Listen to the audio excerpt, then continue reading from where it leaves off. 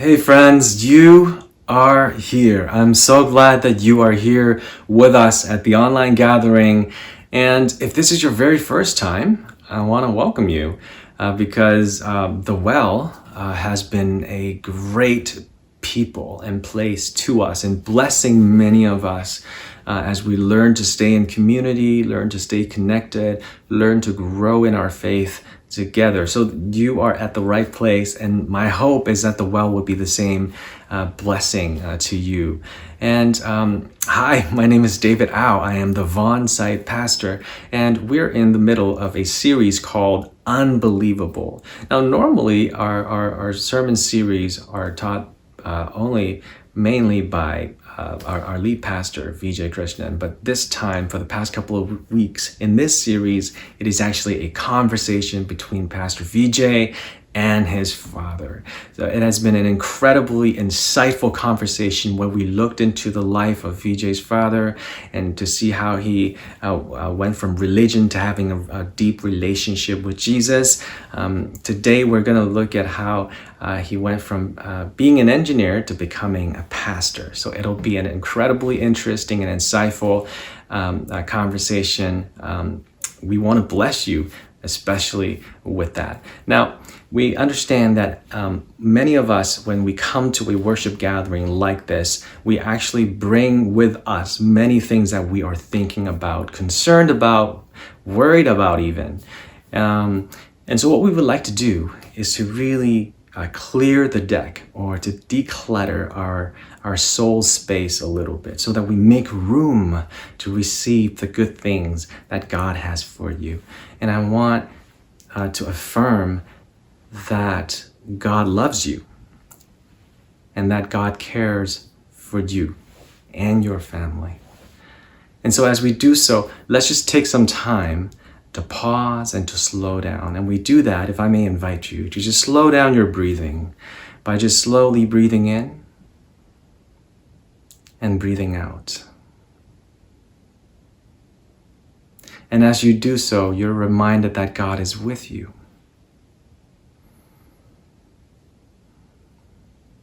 That God's love is for you.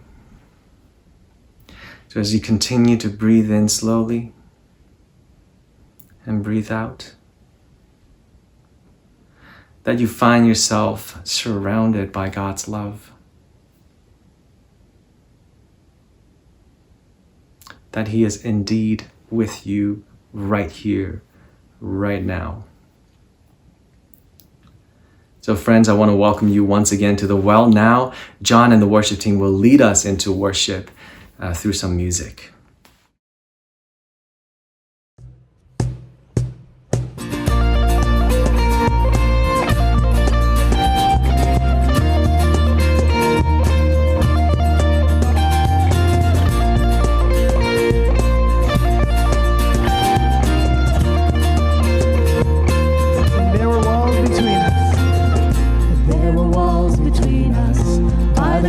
You came and broke them down. You broke them down.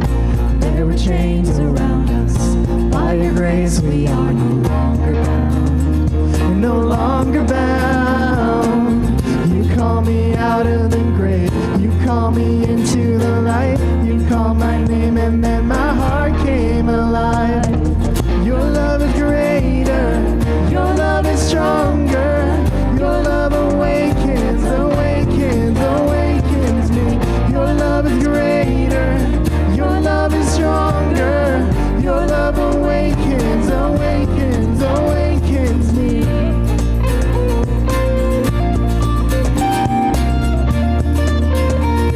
Amen. Sing this out. I feel the darkness shaking. All the dead are coming back to life. And I'm back to life. I hear the song awaken. All creation singing, we're alive. 'Cause you're alive.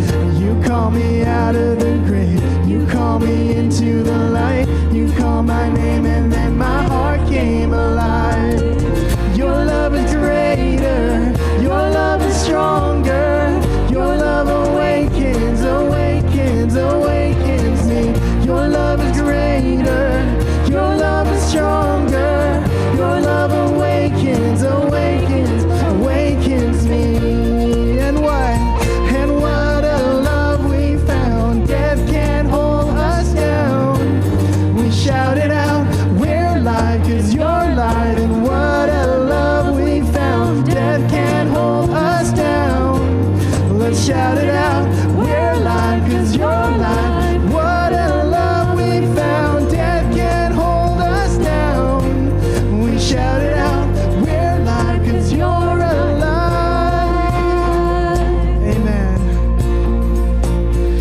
love is greater. Your love is stronger. Your love awakens, awakens, awakens me. Your love is greater. Your love is stronger. Your love awakens, awakens, awakens me. Your love is greater. Your love is stronger. Your love awakens, awakens, awakens me. Your love is greater. Your love is stronger. Your love awakens, awakens, awakens me. Your love awakens me. Your love awakens me.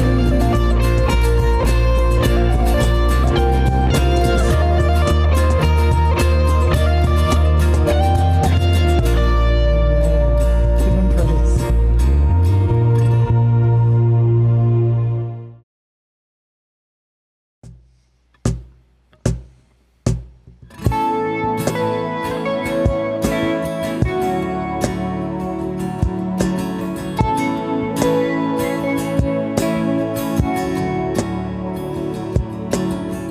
My foes are many, they rise against me, but I will hold my ground. I will not fear the war, I will not fear the storm. My help is on the way, my help is on the way. And oh my God, He will not delay, my refuge and strength always. I will not fear, His promise is true, my God will come through always, always.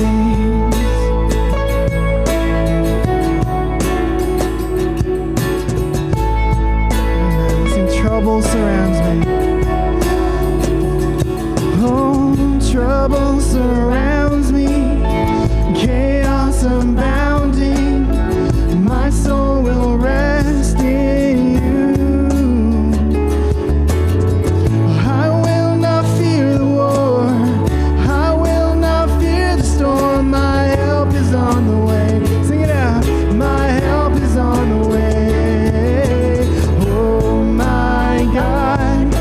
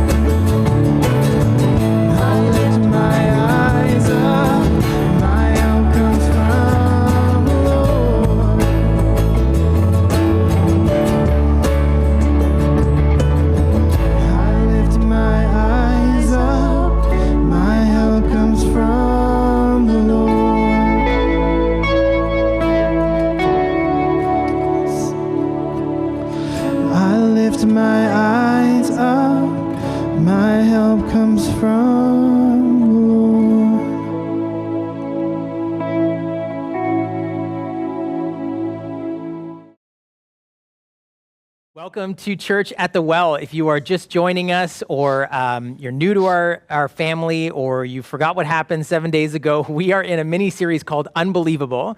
And it's a journey where I'm actually interviewing my father, Sunder, or his journey of faith that we're saying was kind of unlikely and unexpected. And the first week, we talked about his journey of faith from kind of religion to following Jesus. Last week, around how, as a person who loves and believes in science, can also love and believe in and follow Jesus. And today, we're talking about something that on the one level, you might say, well, it's not that unbelievable, but it is very unlikely. It doesn't happen very often. And that is that over 30 years ago, now my father traded in his sort of textbook, the textbook here, for a new book, the scriptures, and left engineering and to become a pastor. Now, when we talk about unbelievable, we say that's not a common thing for people to change. You know, you might say, "Oh, I used to be in work with nuclear reactors, and now I teach mathematics." Right, okay, right. that. Yeah. But no, now I'm a pastor. I changed careers and everything like that. The truth is, and what's interesting about it is, you said last week how you had always wanted to be an engineer. Right. You were always wired for logic and study. I would say you are a lifetime nerd. Getting to know you, I married a nerd, so now I know. There's this funny story when Jen and I were dating. She came over to visit one day, and I was still living with you guys at our house, and she had brought this, she was teaching math at the time, and she brought this little paper plate, and on the back of it, there was this equation scribbled, and she said, "Look, I proved today how 1 equals 2. And I was like, yeah, see, this is the problem with math, right? Just when you figure out 1 doesn't equal 2, some mathematician comes along, says 1 equals 2. There's such a thing as imaginary numbers. So I gave it about 13 seconds of thought because I liked her, but I had no interest in it. So she goes home. The next morning, I'm in the shower, and I hear her banging on the door, and it was you saying, "Vijay, yeah." I said, what? I thought something's wrong.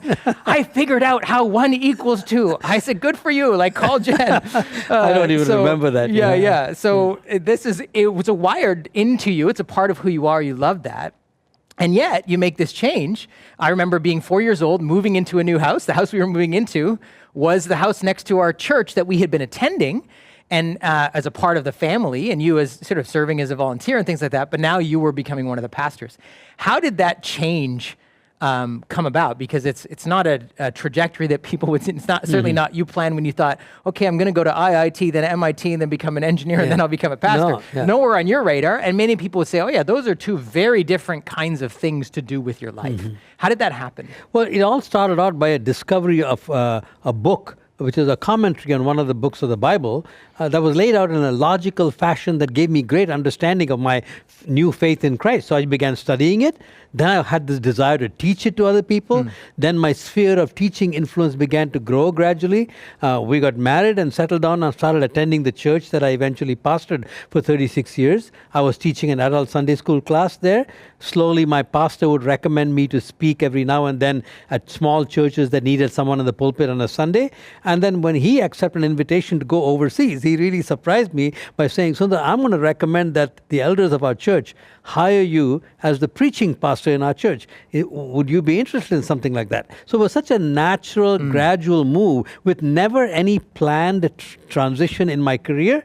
But when that choice was set before me, looking back upon my life, everything seemed to make sense. And then Mom was totally on board as well. And then you guys were too young to engage deeply as you would today. But it seemed to make sense to us. And so when the call came from the elders of the church, we took that as an indication that this was what God wanted for our life. It was a natural next step. It kind of fit the personal video of my life, if you will. You know? That's good, which is a good kind of lens even to think about how you take decisions, is looking at that pathway and trajectory. Having said that, I think one of the reasons people would say, well, that's such a dramatic move, is we have this idea that there are certain kinds of work or study or activity in life that are non-sacred. They're everyday, ordinary, nothing supernatural or, quote, spiritual about them, and God isn't that interested in them. And so there's some kind of work like that, which maybe we would have put of like, safety testing on nuclear reactors, which you used to do. Very important. All the rest of the world is glad you do it, but it's not spiritual work, right? It's not holy work. And then there's other work like pastor, priest, missionary, Mother Teresa, like, if you get a call to become a nun or something, well, that's a calling and that's holy work. In fact, I remember when I made the transition out of sort of business into pastoral ministry, people kept using the word, oh, it's a calling, isn't it? My colleagues. Yeah. So there's this real kind of distinction and separation between those two things. Did you ever feel that or think that way? And why do you think why do we think that way? Yeah. Well, very much so in the beginning, because in my initial exposure growing as a follower of Jesus, the people that I would listen to, some of them, either explicitly or implicitly conveyed that idea that, this is all up here what you're doing. But the real ministry is when you become a full-time worker. That was a famous phrase, full-time worker. Again, like in my whole journey to even becoming a pastor, it was a gradual awareness and a realization that there was a very artificial divide. I think most people think that way because they don't have a good theology of work or what the Bible teaches about work. For example, the opening chapters of the Bible shows God not inside a church or inside a synagogue. He's actually getting his hands dirty. He's working and he is making and fashioning human beings. But it says he took mud and clay and then he breathed life into it. So God at work is how the Bible begins. And then when he made human beings, he put them in a garden. And he said, now you beautify that garden. You tend and cultivate the garden. The words that the Bible uses are called ruling and subduing, which don't carry this idea of this tyrannical destruction of the environment that many people blame Genesis chapter 1 in the Bible for. It actually means to use your God-given faculties to study creation and then to use that knowledge to harness creation for the benefit of humanity and the glory of God, which means it is as sacred as any other work as you can do. Yeah, I remember hearing Tim Keller when he talks about this, saying that the Hebrew word that describes what God was doing in the beginning, it probably most resonates with the idea of manual labor. Right, yeah. God on his hands and knees digging in the dirt. Right.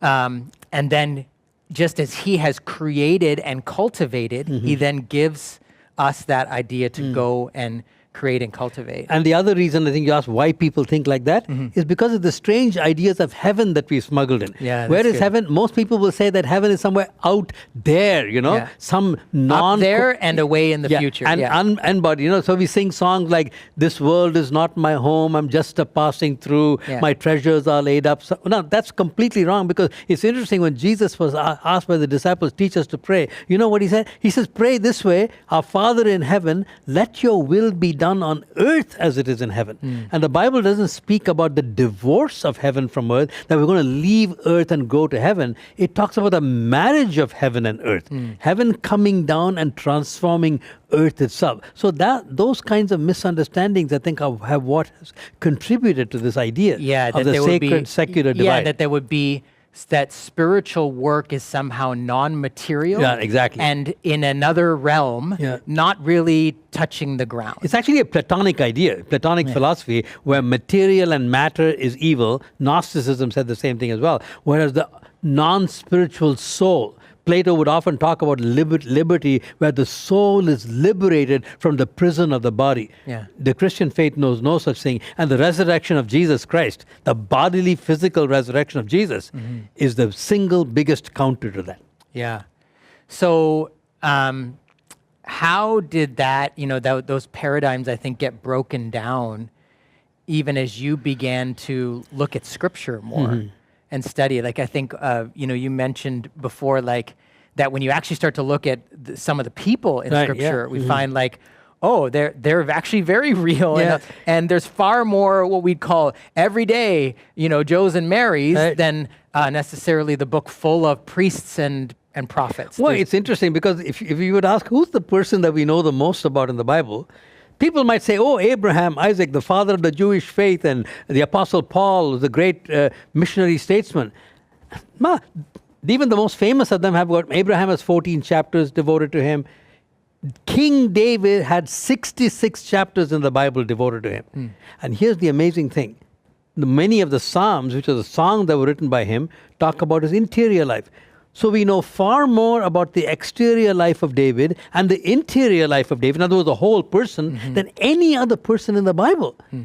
And he was an ordinary man. And then one of my mentors, Eugene Peterson, like he wasn't professional clergy. No, he wasn't, exactly. First he was a shepherd, then he was an armor bearer, he was a singer, songwriter, and then eventually he was a king. He was the original lover and a fighter. Yeah, but the interesting thing to remember in all of this is that there isn't a single miracle in the entire life of David, which tells us that the ordinary is just as saturated with the miraculous.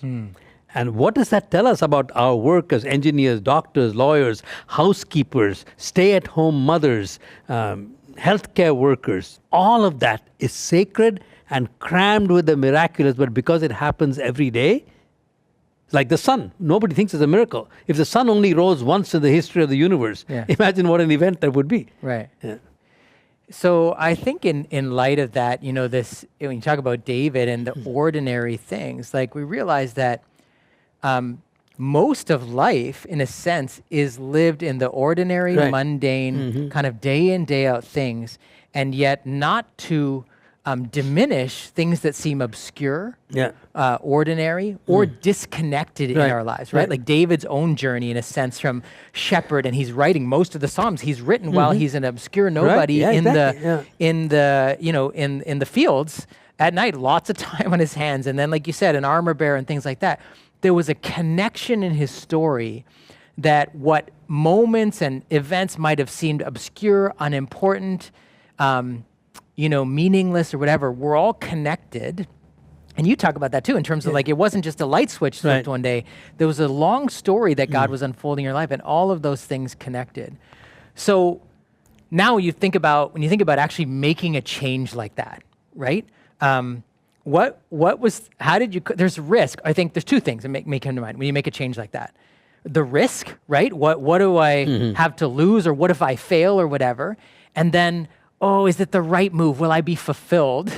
I know that's a very much Generation X and younger question, but what's the risk? What's the loss potential if I make a move like this? Or will I stay fulfilled? Is this the right thing for me? So as you think about both risk and fulfillment in that journey, how would you reflect on that now? I want to come back to those two things, but there's one thing from the life of David that is so relevant to all of us. David, even after he was told that he was going to be king, lived in obscurity for years and years and years.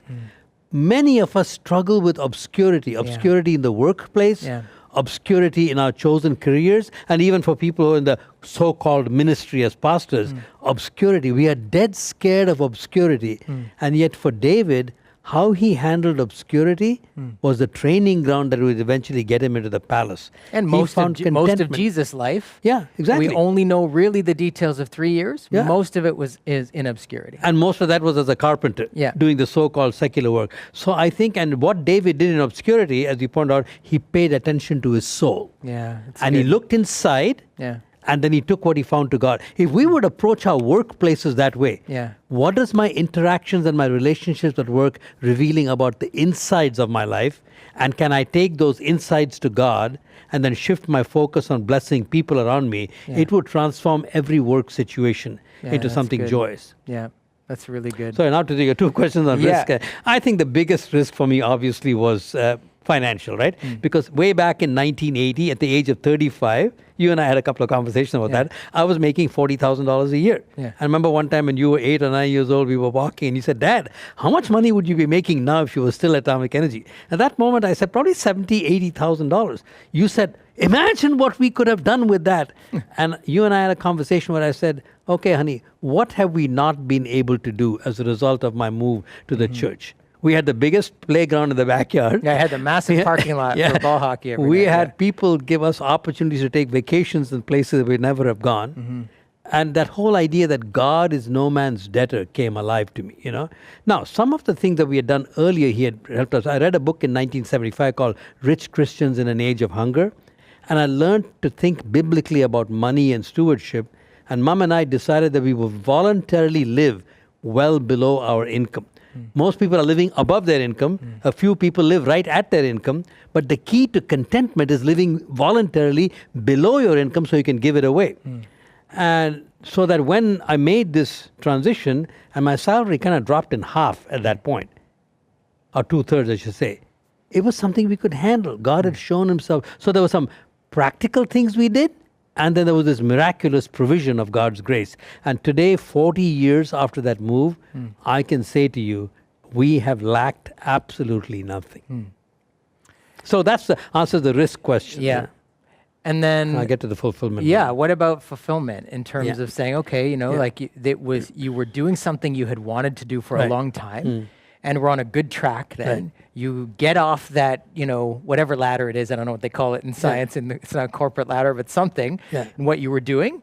And now, okay, am I going to be fulfilled in this? Is this the right move? How?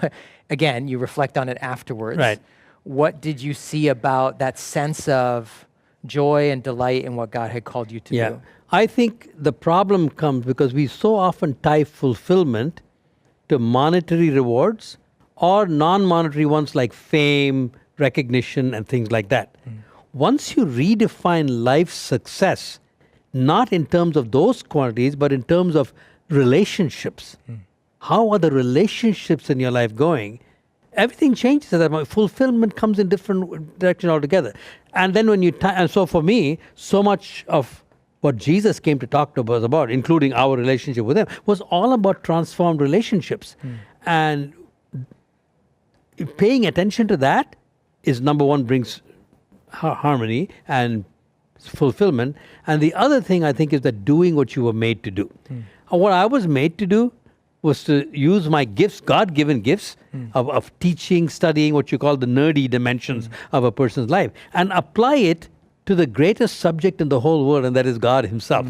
And then become a vehicle of communicating that to other people. Now, I did that in both spheres. I did that while I was an engineer, as I was still working as a layman in a church, and I did that full time. So in one sense, I just actually never shifted my primary calling. Yeah. My vocation changed, but my work changed, but my vocation or calling never changed. And when you do what you're made to do, it always brings fulfillment. Yeah, that's an important distinction, I think, when you talk about calling or vocation versus work. Right.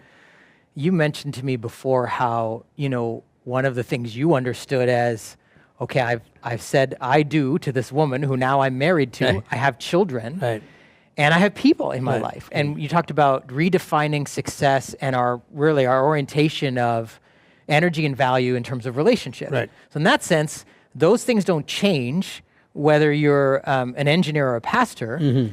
Certainly the family relationships, you say, okay, continuing to be the husband I'm meant to be, the father I'm meant to be, and continuing to love and serve the people in my life, whether those happen to be other colleagues that I'm working at Atomic Energy of Canada, or whether those are people I'm serving in the thing. So I think when you talk about calling, Jesus was sent to a people, Right. was in a sense called to, like into this world, and to the disciples in the community that start the church. Like he understood his calling in a sense as relational oriented.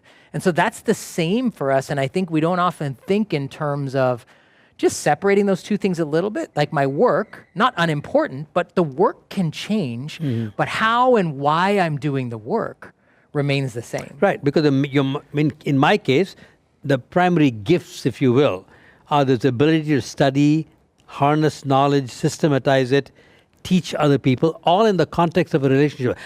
Someone put change beautifully. I developed it for myself in the context of parenting first, but applies everything. And at the other dimension, truth taught in the context of a relationship backed up by example transforms. Yeah. Truth taught in the context of a relationship backed up by example. And that's what I was doing in both places in a real sense. And I think that's what made all the difference in there. And really, even in the very transition that I made to this full-time pastoral ministry, I couldn't do it without Mom's complete agreement. I always used to say to somebody, I could have remained a nuclear engineer with my wife being anti-nuclear. I think so. But there was no way I could have moved into this pastoral work without her being completely and totally called. So I had to pay attention to her calling as well, in a sense. Right away, it teaches you that you're not living for yourself. You're living for others and with others. That's good. We want to just pause for a moment here and take some time to worship. And the band's going to lead us in a song called Oceans. And we've sung it for a number of years at our church. It describes this idea of being called out into deep places that we aren't necessarily in control of, where we can't feel, the bottom with our feet. And I think even just this conversation just makes me realize that is in a sense, describes the calling that God has on all of our lives. Whatever it is that we are doing, that we do it in a way where we are trusting him and in a space where, no, we're not in control of everything. We're not in the driver's seat, but that God invites us into a place that is deep, has risk involved in it, but is an ocean, is beautiful, and it is a place where we find him. And so maybe you've sung the song many times before, the words are familiar to you, but if not, or if they are, just think about them in a sense, even of your own life, the things that God has called you into, those places where you can't feel the bottom, but he's inviting you to trust him. Or maybe that's a decision you're facing even now. Either way, I'm just trusting that this is a message that is intersecting not just the story we're talking about here, but your own. Right.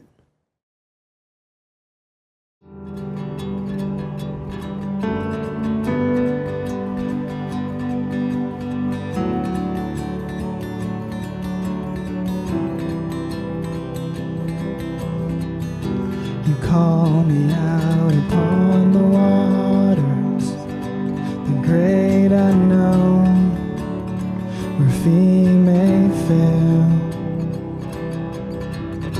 And there I find you in the mystery, in oceans deep, where faith will stand. And I will call upon your name, keep my eyes above the waves. When oceans rise, my soul will rest in your embrace. For I am yours, and you are mine. Oh,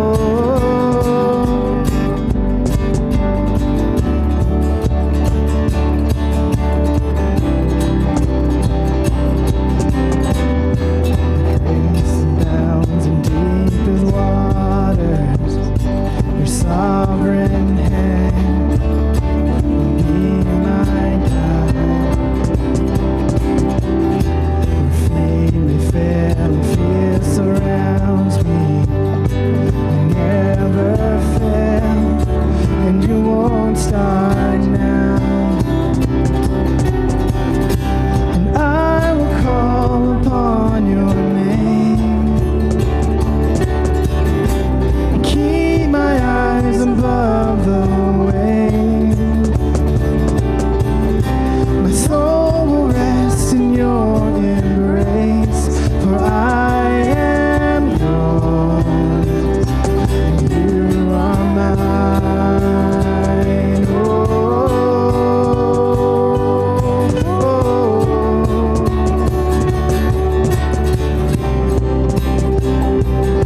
you are mine.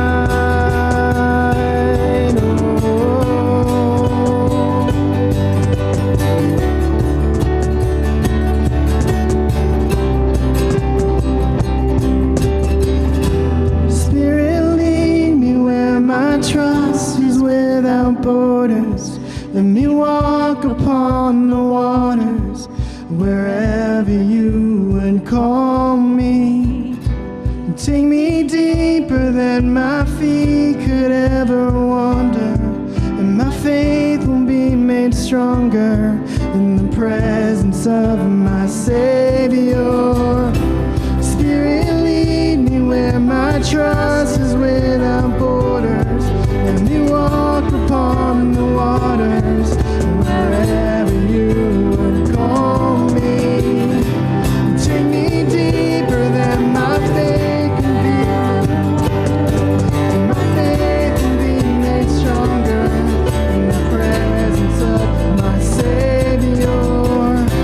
And I will call upon your name, and keep my eyes above the waves. When oceans rise, my soul will rest in your embrace. For I am yours, and you are mine. Oh.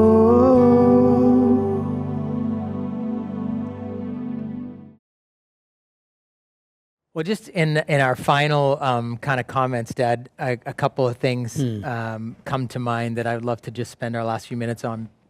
You said that you've said this to me, and me actually also having made the same change, I already feel like, even though I'm only 11 years in, can resonate with it. You said, I don't know if anyone else was changed through my ministry. Of course they were, I can tell you, I was one of them. But you said, but I know I have been changed through it. And in a sense, this invitation, this call was a huge gift to you personally. What has changed for you? How has God changed you, I guess, through this? I would say that when I first started what we might call ministry in a church, well, I only knew one thing. I knew how to study and teach. I knew nothing else about church. So a very narrow understanding. Important, mind you. That's what they wanted me to do. And most people encounter me, the bulk of my congregation, on that 1.5 hours on Sunday morning. So it was very important, mind you. But it was too restricted and too narrow. Until I began to realize that ministry was not my gift to God, but God's gift to me in transforming me. And I was a very poor listener. And I would generally only deal with people at the superficial level, not shallow, but at the surface level, I should say. So they had problems, they had questions. I knew the scriptural principles and stories that would speak to that, and I would share that with them. I didn't know how to listen to people's heart cries. I didn't know how to ask questions to go below the surface and unearth the real question behind the presenting questions. So that I learned listening. I just did not, I was not a good listener. I was a very poor listener, actually. So I would say one of the biggest changes that happened in my life is I'm a much, much better listener. Secondly, asking questions rather than giving answers. Jesus was a master at asking questions. He gave far more. He taught, but he asked a lot of questions. I was so used to giving answers. Now I spend a lot more time asking questions because people can forget answers, especially if they don't like them. But a question doesn't end run around people's defenses and lodges in there. They can't forget the question. So I learned the importance of asking questions. Thirdly, I learned how important it was to have suffering people in your life. For whatever reason, God in His, I don't say grace anymore or love, because God can be gracious and loving to people whose lives take a different trajectory. I just say providence. Providentially, I have not known much suffering in my life. But the sheer amount of pain in a congregation is massive. I would not have known how to speak to hurting people if I had been a pastor. My closest friend in the church was a man who had been shot in a hunting accident 6 months prior to his wedding and spent my entire life that I knew him, 30 odd years, as a paraplegic in a wheelchair. I learned so much. Outside of the church, I probably would never have made friends with him. So those are, I'd say, 3 of the main ways. Being a good listener, asking questions, and learning from suffering people. Because I think it was one of the elders in our church, he said, if you really want wisdom, go to people who have suffered but have emerged with their faith intact. You can find people who have suffered whose faith has exploded. You can find people like me who have faith and haven't suffered much. But you find people who have suffered and emerge with wisdom, emerge with faith, they have a lot of wisdom. I think it's one of the things I've appreciated, well, a lot of things I've appreciated about you, but I would say one of them is that you have continued to want to learn. And while maybe that learning early in your life was book learning, that hasn't stopped. You love books. But my memories of you over the years was talking about the various people in our congregation and the kind of people they were and what they were teaching you. I think like, at our dinner table, and even as we got older as young adults, we would, sit in the evenings, Sunday nights, and talk about church and things like that. And you never complained about the people in your church. And, I feel very much blessed too that the people in our church are such a blessing to us. But it's not an easy role as you're walking to pastor, but you were always talking about people like your friend, like you mentioned, but many others who were shaping your life. You would quote many of the people in your congregation of things that they had said to you, wisdom. And so I think if I can go off script, you said, I didn't realize I wasn't a good listener. What else would you say you realized you weren't good at that you learned, more? Those are the 3 big things, I think. There's probably a whole host of other things in there. I think saying things encouragingly rather than discouragingly. I learned about how people grow. We'll talk probably more about that next week when we talk about that. But how do people grow? And they don't grow by lectures. Yeah. They don't go even mostly by exhortation, Yeah. but by encouragement. I learned about the power of encouragement Yeah. in there. And I think I learned to depend on God in ways, because most people's problems are not within your ability to solve. Yeah. I didn't grow in competence. I grew in incompetence. Oh, that's so I good. realized more and more of Yeah. how little I can do. Yeah. So I suddenly learned what Jesus meant when he said, hey, apart from me, you can do nothing. Yeah. So I That's think I really learned good. humbling. Though ministry, so to speak, any ministry, whether you're lame or not, but for me, it just took a man who could have been very proud. Yeah. And just kept him by the grace of God, not through any intrinsic virtue in me. But I kept coming up against situations like, I can't do this. There's a story in the Bible about a king who was being attacked by 3 different armies. And he threw up his hands and said, God, I don't know what to do. My eyes are upon you. Yeah. That's a prayer I prayed many, many times. Yeah, so good. I remember saying to one of my friends, I was probably about 8 years into ministry, and he said to me, I'd known him for a number of years, went to business school together.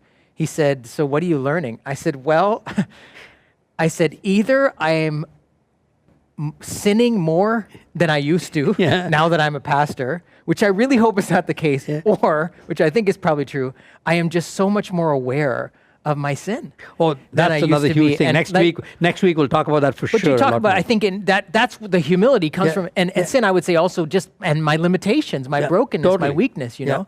And I think through the years, even if many people, some of you in our congregation have been courageous enough to just come and say, hey, that hurt, or, I wish you would have, you learn by that. Oh, I feel all the like time, you all the get time. shaped by the relationships in the community. So, yeah, I think, just to close as you're listening to this, and of course, every story is different. So there's parts of Sunder's story that would resonate with you, parts that you'd say, oh, totally different than mine.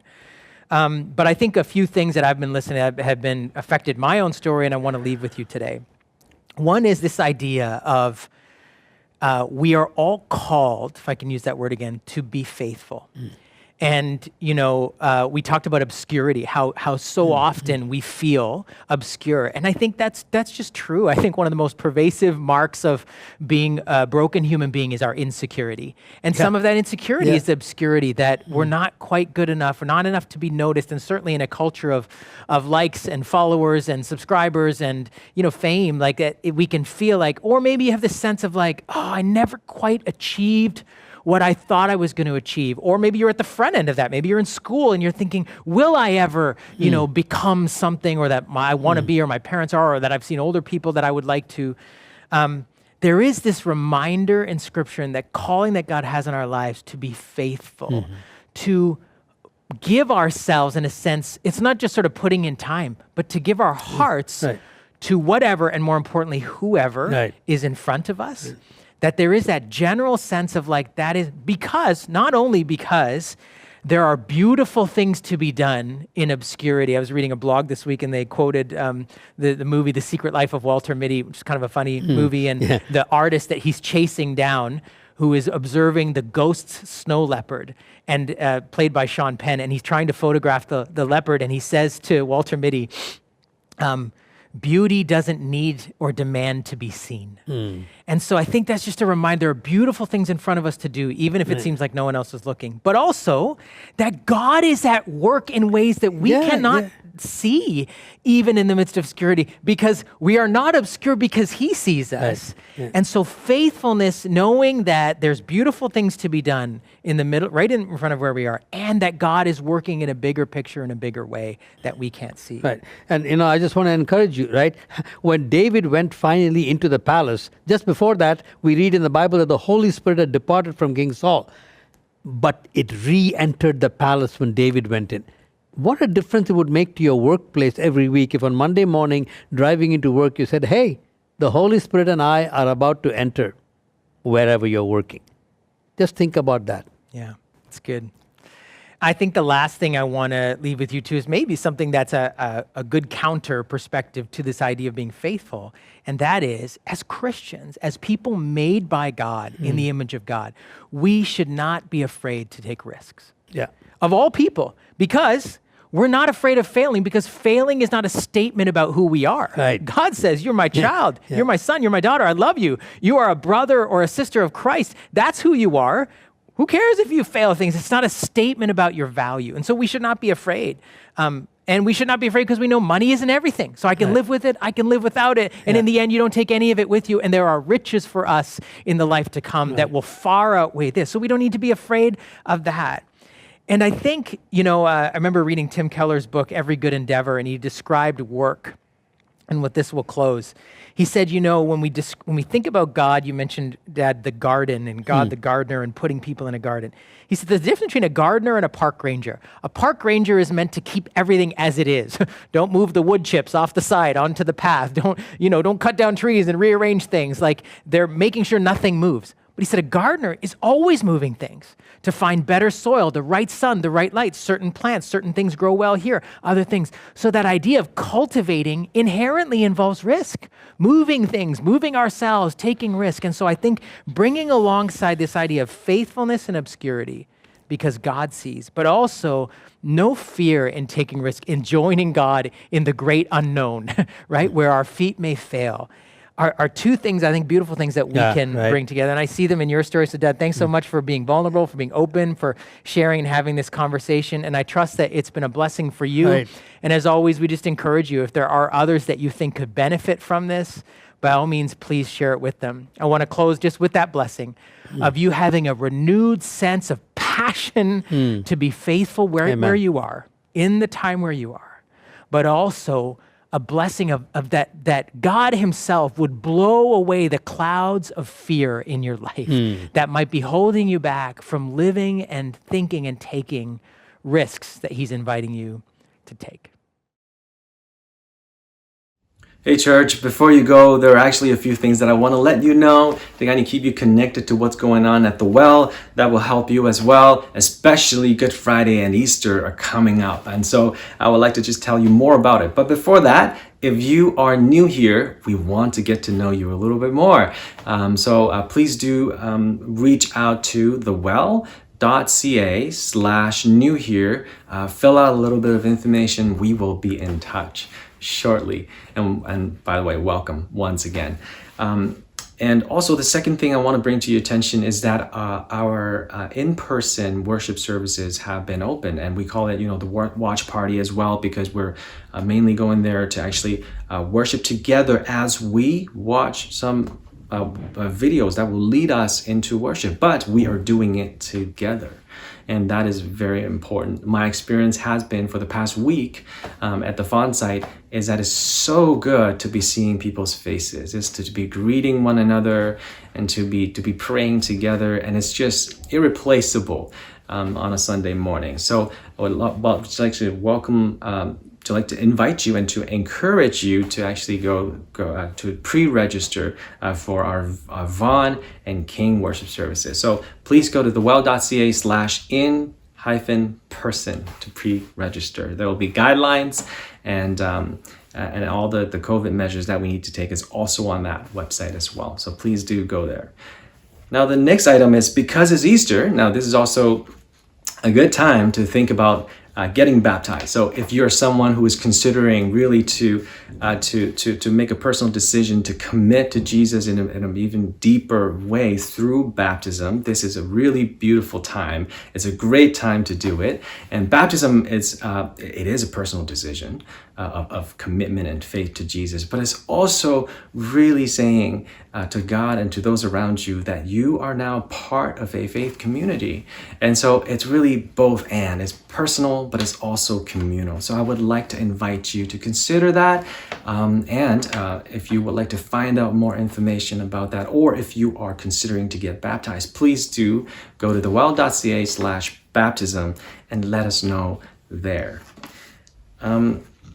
And next one is our encounter prayer. Encounter prayer is a time where we learn to listen to God's voice and to also pray together as well. And we do that the last Sunday of every month. And the next one upcoming will be held on Sunday, March 28th at 8 p.m. Online through Zoom. So you can find more information there. The URL is right here that you can find more information, and just mark it on your calendar.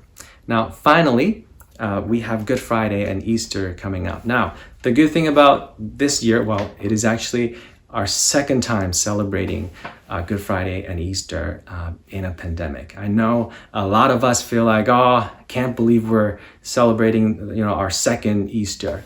But it is what it is. This is our reality, and we're trying to make the best out of it. So, April 2nd, that's our Good Friday, and April 4th will be our Easter. Both of those dates, we will have in-person services and online services. So I just want you to mark it down on your calendar for those 2 dates to actually spend time with us, whether it's in person or online. More details will be coming in terms of the times and location and all of that. Now, if you remember last week, we talked about egg your neighbors, okay? We actually wanted us to actually take some initiative to make something beautiful, yummy, and sweet and tasty, like an Easter eggs, for our neighbor, and kind of surprise them that way, and also use that as an opportunity to invite our neighbor to the online service or in-person Easter services. So everything you can find, the sign, the invitation, and all the ideas and instructions of how to egg your neighbor online at thewell.ca/egged. So you can go there to find out more. So that's all of the announcements and housekeeping for you today. I just want to bless you that you may spend more time with God and with your family, and that you will be blessed with this awareness of Him, that He is always with you and His love is for you. Be blessed, my friends.